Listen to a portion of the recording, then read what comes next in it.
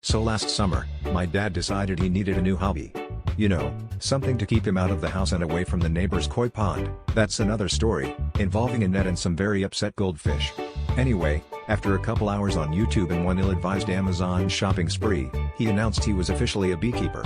In the middle of our urban cul-de-sac.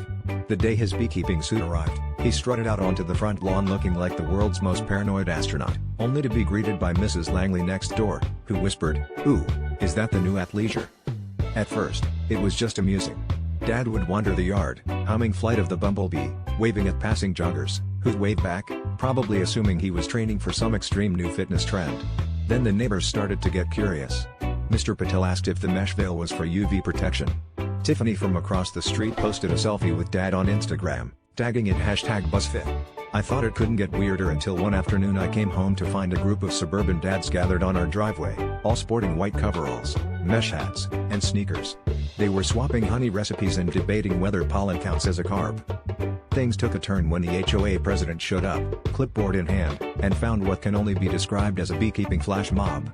She demanded to know why half the block was dressed like a cross between Ghostbusters and Wimbledon umpires.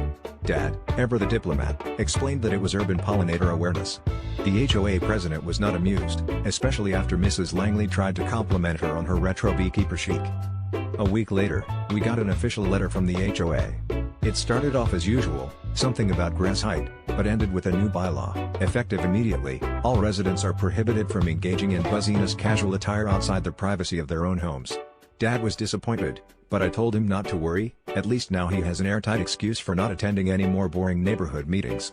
After all, it's hard to talk about bylaws when you're too busy making a beeline for the exit.